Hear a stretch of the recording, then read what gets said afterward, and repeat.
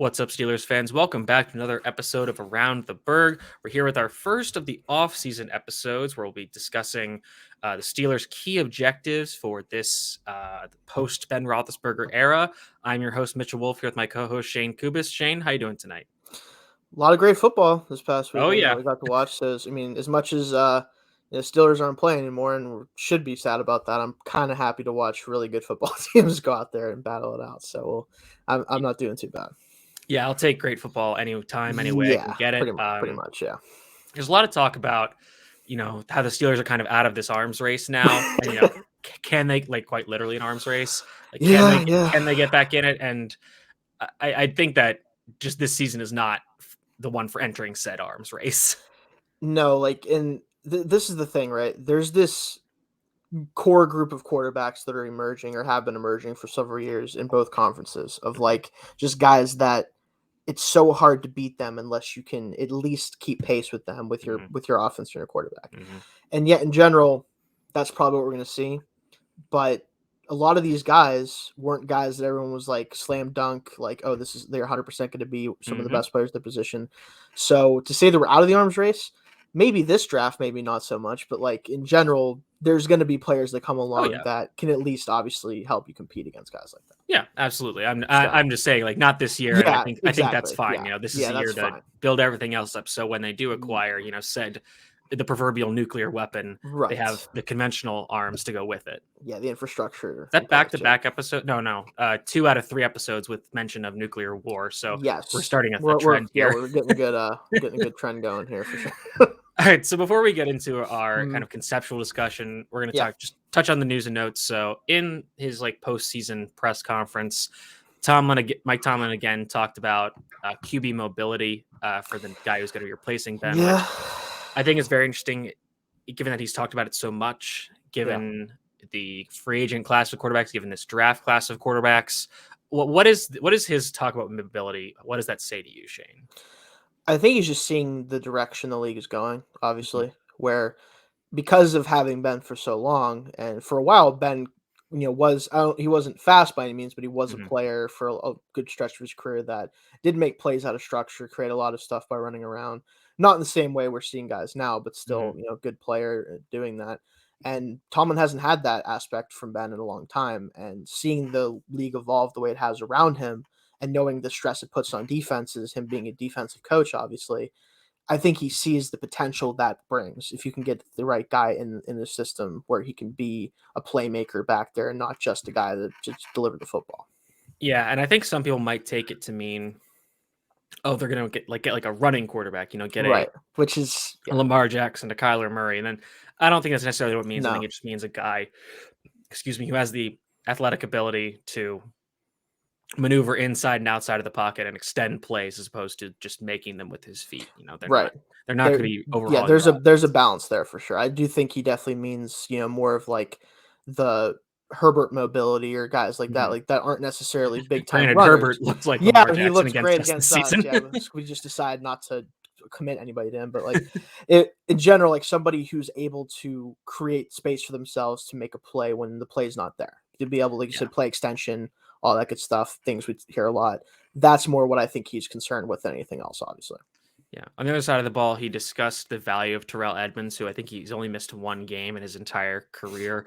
Yeah. And obviously the Steelers have not picked up his option for this offseason, so he is an impending free agent. But given his play the last 2 seasons, given how much cap room the Steelers will have, we've talked about this, but given the fact that Edmonds might not command a huge contract on the open market, I think there's a pretty good chance of them bringing him back. It seems like it because, again, the way that he talks about him and the development he's had, because I was definitely very low on him coming into, especially last year, and then this year, a little bit more, happy with him, but still wasn't sure what he'd bring. But I just think that they don't want to lose any players they know they can rely on at this point, because so many things happen this year with injuries and other problems with the defense. They don't want to risk having to reset at a position, especially next to Minka, right? You don't want to have to change that if you don't have to.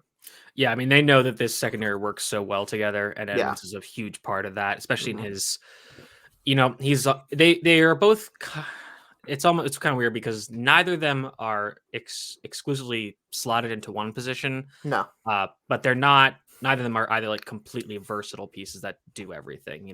Right. When Minka is at his best when he's a true free safety, and Yes.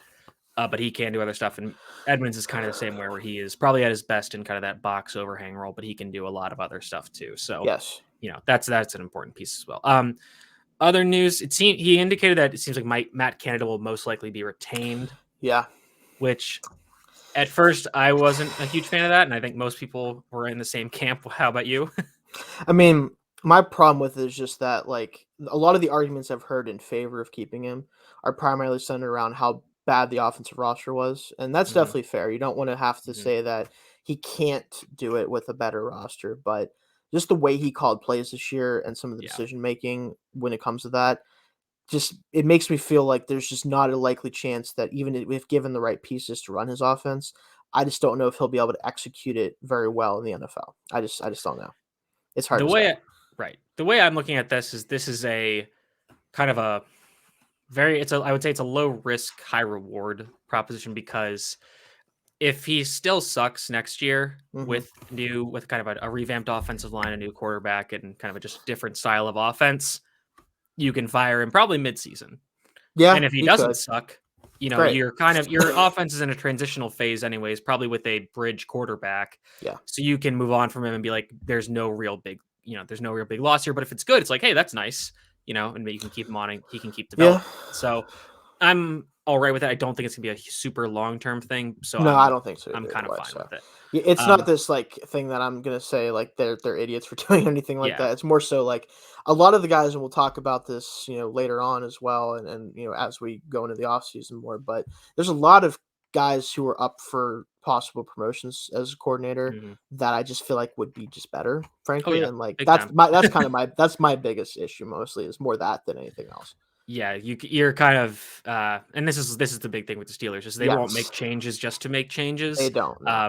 But the opportunity cost is you could be missing out on some guys who are truly special, Yes, yeah. which is a shame. But on that note, Mason Rudolph and Dwayne Haskins also talked to the media. I think it was last week, and they basically both indicated that they are preparing to and like would like to be the starter next season. Yes. To which everybody said, this is the I guess it's like the Fallout meme where it's everyone disliked that. Yes. It's tough, man, because, like, the way they talk, it really sounds like they kinda not necessarily have been guaranteed anything or anything, but, like, it sounds like they are pretty well expecting that they're at least gonna have the opportunity to compete, whether Yes. it's with each other or themselves and someone else they bring in, Hmm. obviously, which is the hope. But the fact that they seem pretty confident about the fact they're gonna have the opportunity to compete kinda might tell you what direction we might be going in, at least for this year Hmm. at quarterback, which Yeah, I think some people took kind of the headline of this and ran too far with it. They were yes, saying, they "Oh, like did. because it was like I think it was Mark Bully who like his headline was like all signs point to Mason Rudolph being the starter." And be like, "Oh, like that's stupid." It's Uh, like that's not really what was said by no, Tomlin or it the other wasn't. guys. It's basically saying like these guys and probably somebody else, whether it be a rookie or a veteran, are going to all be competing Right, for which is a starting job. And like, fine. granted, of the players in the building, Mason Rudolph is the most qualified to be the starter right now. Yes, he Like, is, if you yeah. had to play a game tomorrow, he would be the starter, and that's Yeah. not good, but that's how it is. Yes, But yeah. there probably are plans for the future. Um, so the other big news was that Tomlin said that he does expect Keith Butler to retire, and this week Keith Butler did say he was retiring. Yes. They have not promoted a successor just yet. It seems like it'll be Terrell Austin, Right. but they have interviewed other coaches and coordinators, namely Patrick Graham, the defensive coordinator for the New York Giants, Mhm. Chris Richard, the defensive backs coach for the New Orleans Saints, and Joe Witt, the defensive backs coach for the Dallas Cowboys. Uh, Probably the biggest thing that kind of got the news cycle going was that Butler implicitly revealed that Mike Tomlin controls the play calling on defense, which Yeah. some people were kind of upset about that. Yeah, I mean, it does make you think, like, to a certain extent, I assume that Butler still had some say, Mhm. obviously, in certain play calls. I like to think that probably about half of the play calls that made it in that were allowed to come in were the linebackers covering receivers from the slot, Mhm. because I don't know why Mike Tomlin would ever do that, but He's the linebackers um, coach, so right. So, like, but again, it kind of does it gives you this feeling of, like, how much does it matter who the defensive coordinator is? Because if he's going to still have control of the play calling, regardless of who it is, it's just going to be how much does Tomlin allow that coordinator to intervene and to do their own things. Mm-hmm. And if it's Austin that's promoted, I imagine it's going to be pretty similar to what we've seen from Butler for last few years. So, frankly, I imagine no matter who it is, even though it probably will be Austin, it's going to be the same. But I think that a big part of this that a lot of people might not know or understand is that there's a lot more that goes into defensive coordinating than just play calling. Yes, there's a lot of stuff that just goes on behind the scenes that people don't know about. That Keith Butler was a part of, and and this was kind of thing like people are kind of people had their issues with Keith Butler, but if you think about it, like this team has led the NFL in sacks for 5 straight seasons or something. Ever since TJ's been on the team, yeah, exactly. And they've, aside from this year where everybody got hurt and it was just bad all around, like they've been a top run defense. They've been a really good pass defense last few years, and even before they were a good pass defense, they were still really solid up front at getting pressure and stopping the run when they were limited on the back end when Keith Butler was still there. So there were some bad games here and there, obviously, but on the average, Keith Butler was a very good defensive coordinator, and he did have a lot of talent, but he was one of the better ones, I would say, in the NFL, and people probably should give him more credit than he deserves, or than he got more credit. I think that it came down, like you said, this year it just didn't work out. A lot of that is injuries. A lot of that is just underperformance from guys like Devin Bush and stuff like that. Like just didn't get the play they needed, especially from the linebacker position, which unfortunately is where Butler kind of cut his teeth for a long time, which doesn't really bode well for him. But again, I'm not going to sit here and say that it was entirely his fault. I just felt like the biggest reason why, when we were talking about like who we'd like to see gone, him and Canada both, for me, was more so Butler. In his case, it felt like it was time to do something different. Like just bring in a different voice there, and it turns out he was just ready to go himself. So yeah, I mean, he's 65. He's been coaching for upwards of 30 years. He's been in football for almost 40. So, I guess probably about 40 years. So it's kind of just like, I'm kind of going to take a little break, which is very fair. The other interesting bits of news would be that Brandon Hunt, the Steelers pro personnel scouting coordinator, who is kind of the assumed heir apparent to Kevin Colbert, was interviewed for the Raiders GM job. And Omar Khan, who I don't know his exact title off the top of my head, but he is essentially the Steelers cap wizard. Pretty much. He interviewed for the Bears GM job, which has since been filled by polls, right? But Brandon Hunt, that's interesting. This was a pretty recent bit of news, and I still think he's probably going to stay, but there's been kind of some debate back and forth recently about when exactly Colbert's going to retire this season. So I still think he's going to stay, but he might just be kind of, going out, getting some. He's probably just seeing the lay of the land of like is there any other teams that he does think would be a better fit, which again, likely with Colbert being gone, it's regardless at some point during the sauce. I believe it's supposed to be after the draft, possibly. Yes. But that pretty much post draft, kind of like what Newsom did a couple years ago at the Ravens. Yeah, I think there's been some kind of, because I think most people kind of expected a GM to. When they leave after a draft, it's kind of weird because it's like their players, but now they're not there anymore, so nobody really defend them. But the Steelers have such a strong kind of vertical integration of owner, GM, the front office, the head coach, like everything is so aligned that it's not like Brandon Hunt's not going to be like, what are these players? Why exactly. And even though he's the pro guy, like he's he's going to be part of it. So it's not like they're just handing it off to some other rando outside the building. Like this is going to be like these were all agreed upon picks, so that's like when the Jets fired or whatever his name McCagnon, was. Exactly. Because he drafted like Ja'Kai Polite in the third, and dude didn't even make it like to training camp because he got cut because of his off the field stuff. Yeah, it was just crazy. I'm like, what in the world? That was so wild. Yeah, but not that situation. Exactly. So that'll him to follow. But we're talking about front office. We'll kind of now start to actually get into our off-season talk. So what we're going to do today is we're going to talk about some of the major key objectives of this off-season. This is kind of one of my favorite parts of the off-season because I like kind of these discussions of resource allocation, these kind of goals of what you want your franchise to be. And obviously, like, we're big draft guys, so that's really exciting. This time next week, I'll actually be in Mobile, Alabama for the Senior Bowl, which is very exciting. I get to go virtually, so that'll be fun. Yeah. Exactly. So we'll dive into these. So the first one that I have, and we've kind of touched on this a little bit, but this kind of stems from a piece in The Ringer by Stephen Ruiz that I found really interesting about offenses and how there's kind of a few big trees of offensive identity. And when I read this, I kind of struck me that the Steelers don't have an offensive identity. No. So my thought wasn't, now that they're retaining Canada, it kind of puts what's the aphorism or the analogy puts oh God, wow, this I is know what not you're good. talking. I know what you're talking about. But I can't remember the wording for it either. No, I can't either. This is great No. podcasting. I just it just kind of put a damper on those plans, That's it. basically. Yeah, puts a damper on it. But they need to hire coordinators to build new identities on both sides of the ball. On defense, I think it'll be somewhat neutered, given that it'll be Terrell Austin. But even so, like he was a big reason that this team kind of became a playmaking turnover machine on the back Yes. end, Yeah. as opposed to what they were before. So that is part of it. And then on offense, this is something we've discussed before, is that this team kind of needs to become basically a slightly updated version of what the Tennessee Titans have been doing the last few years. Yeah, I think that's the clearest path if you want to create an identity. The easiest one to move forward with and try to create is one centered around the same things the Titans have been doing with Derrick Henry and the play action game, and Tannehill being that, being able to make enough plays and be a good quarterback for what they need. But that's about it. Like we don't need anything spectacular in the short term. But just to have an effective offense, you have to have a guy that can take advantage of the space that's created with a running game like that. Yeah, and that's obviously Najee. Like we've talked about Najee becoming the Yes. Derrick Henry for this team. Mm-hmm.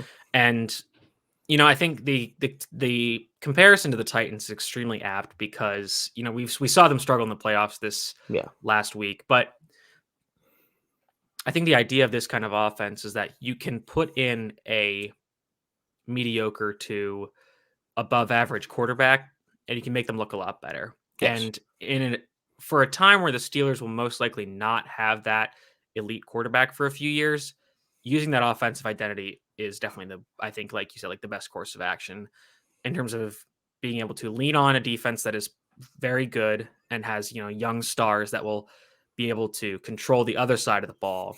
And then you can control the clock, control the tempo of the game with the run game on the other side.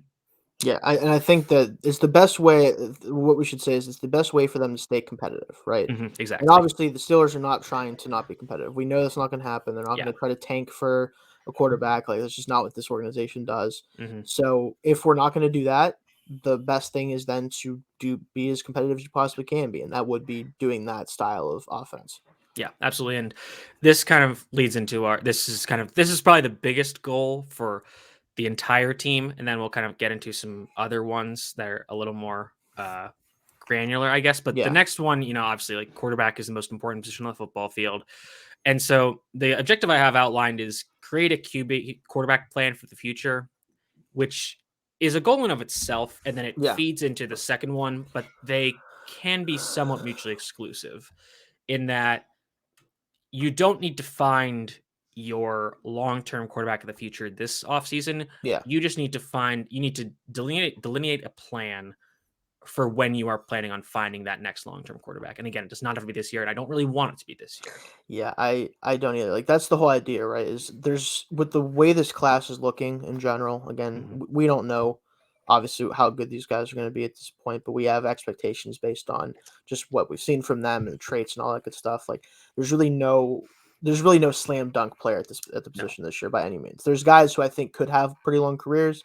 There's guys who I think could do well for their team, but nobody that's like a guaranteed you have to take them or else you're going to miss out type of player for me. I don't think none of the quarterbacks in this year's class would be like ranked or like graded out to be probably significantly better than Mac Jones. Right. And again, like if that's what you're dealing with, no offense to Mac Jones, obviously. No, like the Patriots, just on a talent standpoint, like, everybody pretty much consensusly agreed that just based on like talent alone, not kind of taking the mental side into it, like he was the quote least physically talented of all the quarterbacks in that class.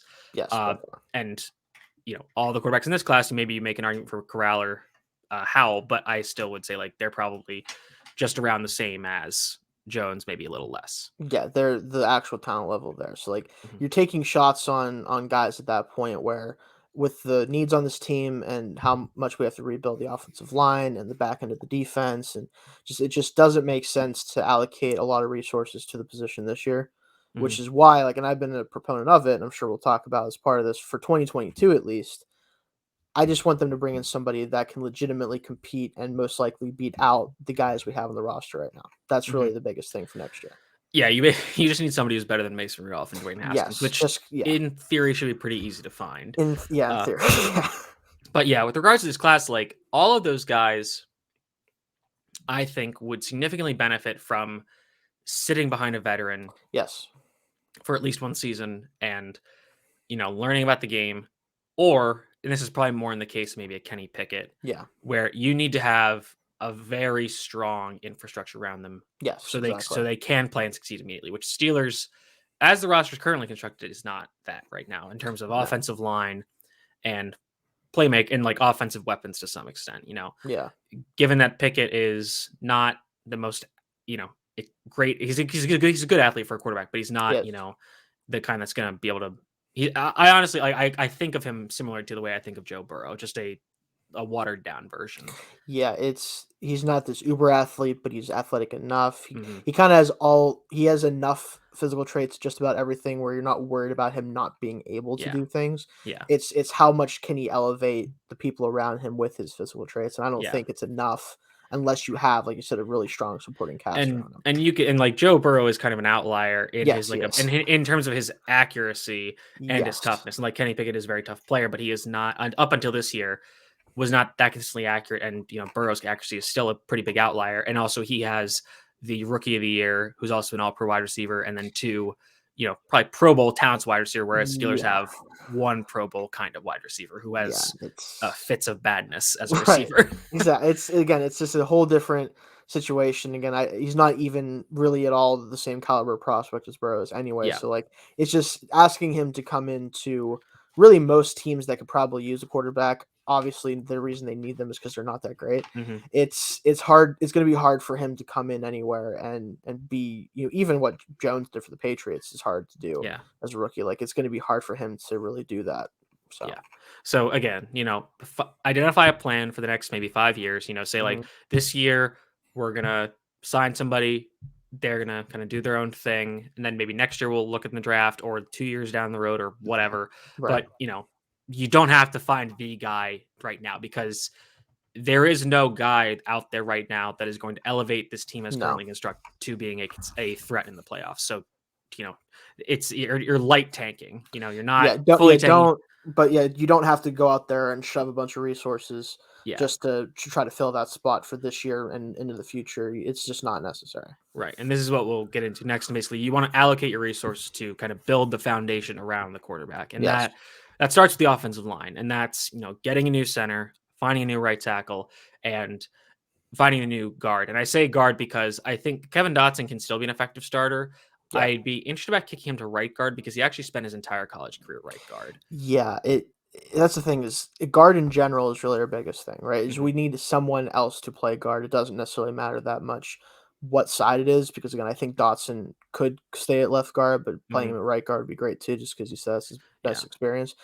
But they need to just really, the interior of that offensive line especially just needs completely revamped. Yeah. And maybe Green gets a shot to play guard long term, because I think, like we talked about before, that's his best shot at staying relevant in the league. But in general, they need to add at least 2 bodies there, if not more.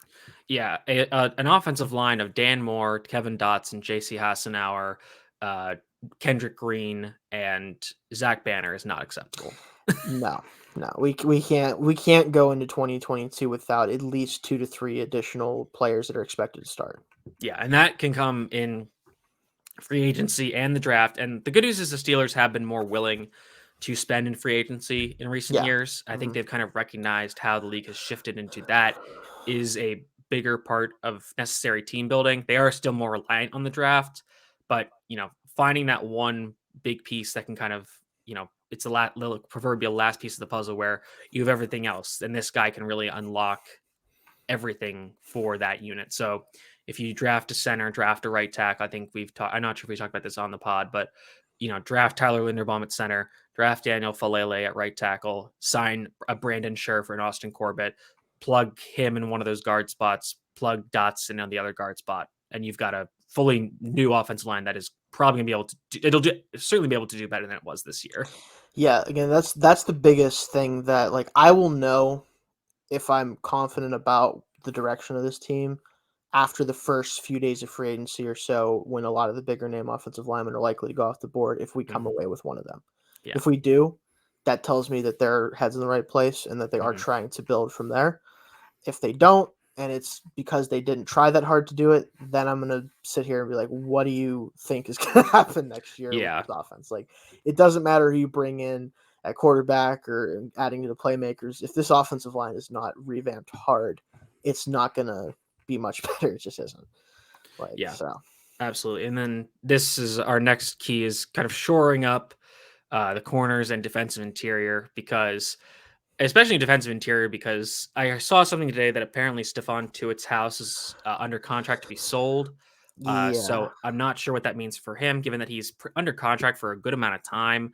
But that's a whole weird situation that, I'm not sure exactly. I mean, he's under contract for 3 more years, but these numbers are voided. So like, I just don't know what's going on there. I don't think anybody does, unfortunately. Yeah. We're And kind of in this limbo with him. Yeah. So, you might need a new defensive end. Alualu's going to be back, but he's going to be 35. So you need to figure something out at nose tackle because he could go down again. He's an older player. And you have like guys like we said, like Isaiah Loudermilk and Montravius Adams, and Chris Wormley, who are good depth pieces, but you don't ideally want them to be every down starters. No, like I think Wormley could ideally hold up at defensive end if we needed him to, like he did this year, at least as the primary guy, and then have guys that can come in to displace him occasionally. But you can't have those guys play significant snaps and expect it to go well. It just they're definitely rotational players.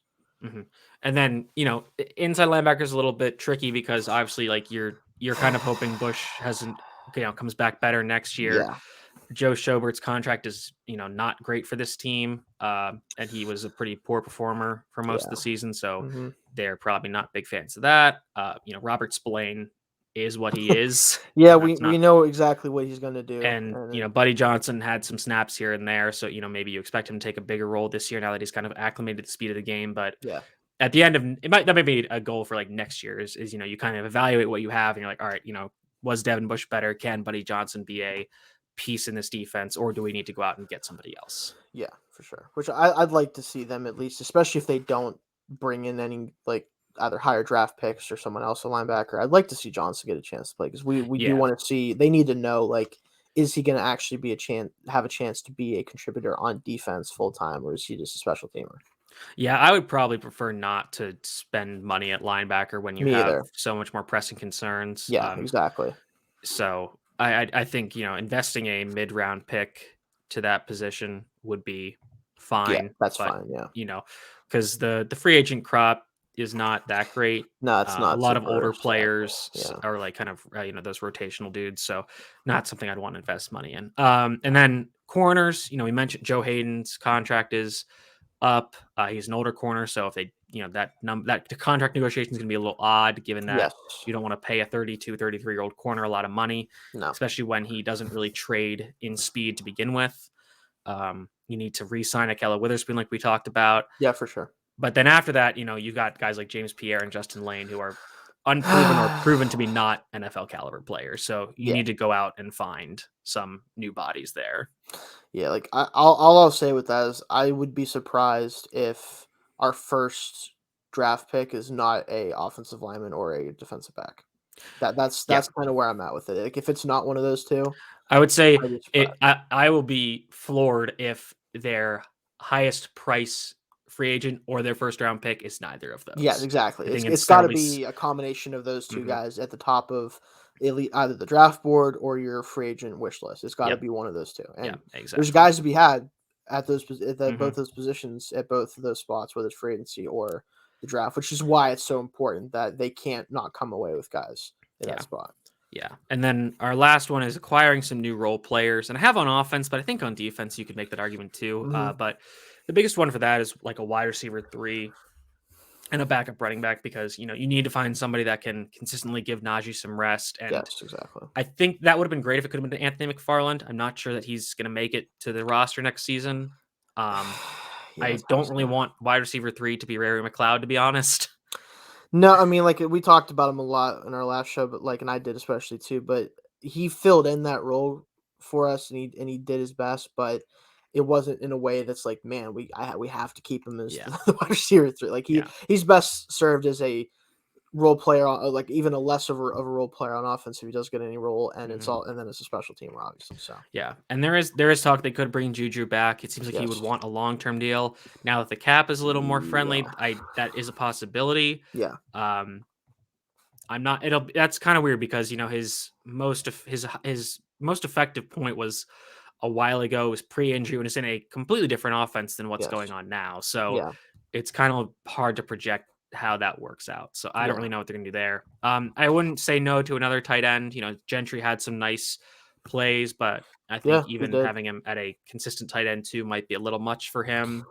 It might still be. Yeah, it was really more out of necessity than anything Yeah. else at times. So like, if it works, it works. But I wouldn't be surprised if they try to upgrade that spot a little bit. Yeah. And then on defense, I did say offense to begin with, but I think on defense, maybe finding a more pure slot corner that's a young guy, finding Hmm. a rotational third edge rusher, again, another young guy. I think having guys like Taco Charlton and Derek Tuska who had some moments at the end of the year as your, maybe third and fourth guys are fine, but if you can get another young guy that can come in on those passing downs and kind of learn from TJ and Alex Highsmith, I think that would be something to be interested in as well. Yeah, I mean, we were hoping that would be Quincy Roche, who unfortunately is on the Giants now. But Yeah. whatever, that was whatever it was, because he definitely played like a guy who could have been that for Yeah. them. So but Yeah, that looking was for one of that, their misses. I just did not definitely, yeah, didn't understand just that trying at to all. play with the whole like roster, Practice squad and practice yeah, squad and waivers and all that, which is yeah, tough to understand to begin with. And then they were yeah, just kind of like messing around with everything. That yeah, yeah. that was a mistake in my opinion. But yeah, those are kind of those are what I think are kind of the big objectives. Anything else you have that think they need to be looking at? I mean, really, like I said, those are the primary things, right? Like realistically, we already discussed quarterback, obviously that whole situation. That just the back end of the defense just needs more guys that can really run with people and stay in man coverage when we run it, and just be better athletes than what we have there right now outside of Witherspoon. That's why I think it's really important to bring him back, because he at least Hmm. he has familiarity with us now. He played great down the stretch. It settles at least one outside spot for us. But then it's about finding guys around him in the secondary, Minka, and hopefully Edmonds and stuff like Hmm. that. So that's their primary focus on defense. But then, so wide receiver 3 is kind of, especially if Juju doesn't come back, which again, I like to think that they could work out a contract that makes sense for both sides, where it's not too much for a player that hasn't produced as much in the past few years with injuries and everything else, and also allows him to come back. But if not, whether it's in the draft, because we love to do that, finding a Yeah. mid round receiver, Yep. whatever, however we do it, definitely getting more receivers in the room that are legitimate receivers definitely needs to happen as well. So, this is just kind of a question. I guess I'll spring on you, but we might Sure. have talked about this here too. But given the current wide receivers that are on the team, and given kind of what we expect slash want this offense to be moving forward, what kind of what archetype or type of kind of receiver would you want to see them go after in terms of like Yeah. what they do well? Given you have Claypool, you have Deontay, maybe you have like Ray, and like let's assume Juju's gone. So you kind of what kind of guy are you or would you want them to bring in? We need somebody who can stretch the field consistently, right? Okay. Because Claypool just hasn't been able to be that deep threat because of just struggles with, again, a lot of that wasn't necessarily his fault. Like Ben just had trouble hooking up with him. But right now, I think he's better off as a big slot receiver at this point Hmm. in his career. I think he's better with that. He can separate well for his size. He can body guys who might be playing him in the slot more often than the outside corner as well. Just I think that if you move him to the slot ideally, which is what I want to see from them, Hmm. then you need to go get the guy that can take the top off the defense, so that way Deontay can have more room for what he does best as a route Hmm. runner. Again, he can go deep. We've seen him do it. It's not like he Hmm. can't do that, but he's not a Yeah. true deep threat in the way that Yeah. someone else might be able to be for this team. Yeah, I think I agree with you. Given that you expect if you kind of put this in the parlance of a Titans offense with a lot of hard runs and heavy play action, you have Chase Claypool as that big slot guy, kind of an AJ Brown type, where Yeah. he's running over the middle a lot, Hmm. and has that big body that is also running for the catch threat. And then you have Deontay as kind of your more, just get vertical, and even kind of play off whatever Claypool is doing. Is Claypool will draw the defender's eyes with a more flashy route, and then you have the outside route kind of following behind Yeah. it over the middle of the field too. But then you want that other guy that is just like a pure vertical threat that just Yeah. go Big routes, play. Yeah. Just can run, yeah. can get under, can like track the ball well downfield and either make good contesting catches or just beat corners deep such that, you can kind of hit him in stride downfield. So I think I definitely agree with you in that assessment. I think that if they wanted to, kind of keep Claypool in the role that they ideally envisioned for him, that's not the big slot, finding a Juju replacement, in terms of like that other big slot kind of guy. I think there's a guy from Ole Miss named Dontario Drummond, who's kind of an AJ Brown clone in terms of size and everything. Maybe that's somebody they could look at, but I think that's kind of an interesting debate to be had. But I think that's all we have for this episode. Like I said, next episode we'll kind of get into how they're going to revamp the coaching staff. Ideally, by then, we hope to know who exactly the defensive coordinator will be. Exactly who, at least. And then, we have some names for the offensive coordinator and offensive line coach. I'm not sure that's going to matter as much anymore, given that they're just going to keep promoting from within. But we'll talk about that. Maybe we'll get into some free agent stuff in terms of who maybe the guys on the team who will be leaving, who they need to bring back, how much they can bring them back for, that kind of stuff. So anything else you got, Shane? No, I think that's pretty much everything we'd want to talk about for now, at least. All right, cool. Let the people know where they can find you and your work. You can find me at Shane Kubis, as it is on the screen. Also at Steelers ATV. We will be trying to get some stuff out during the offseason about news, anything that comes out, or just speculation on stuff. If there's anything we find really interesting, so definitely follow us there, and definitely follow us for all of the Senior Bowl stuff coming up too, because Mitch is going to be part of that. Like you said, I'm going to be doing it virtually, so we're going to try to have stuff coming out for players, not in general, but also maybe also some Steelers specific stuff as well. Yes, and for that, you can find me at Mitchell T. Wolf, WOLFE on Twitter.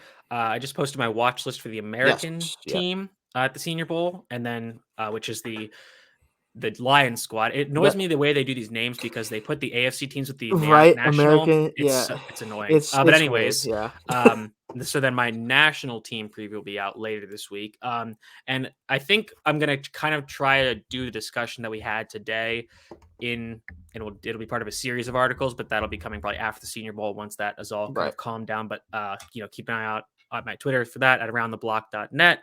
Make sure you're following Around the Block on Twitch and YouTube for the live shows. Thank you for tuning in. We hope to have you back next time.